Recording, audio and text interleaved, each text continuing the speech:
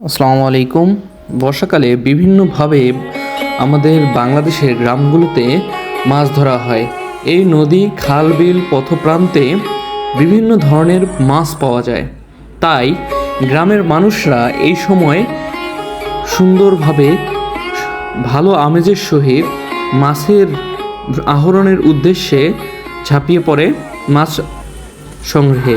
কেউ বা ঝাঁকি জালে, কেউ বা বড়শিতে গেঁথে গেঁথে মাছ ধরে। আজকে এই মাছ ধরা জালের কিভাবে ফেলে দেখুন। এখানে অনেক লোক আসছে মাছ ধরতে। তারা কিভাবে জাল দিয়ে মাছ ধরে তার কিছু আলোকচিত্র আপনাদের সামনে আমি তুলে ধরলাম। কত সুন্দরভাবে একটি জাল নিক্ষেপ করা হয় এবং মাছ ঝাঁকি জাল দিয়ে মাছ ধরা হয়। অনেকে দেখে থাকবেন, আবার কেউ কেউ দেখেননি এরকম দৃশ্য। যারা গ্রামে বড় হয়েছেন তারা তো এই দৃশ্যগুলো অহরহই দেখে বেড়ে উঠেছেন, কিন্তু যারা দেখেননি তাদের জন্য মূলত এই ভিডিওটি করা। জাল ফেললো একজন জেলে, তিনি মাছ ধরবে, এভাবেই মাছ ধরা হয়।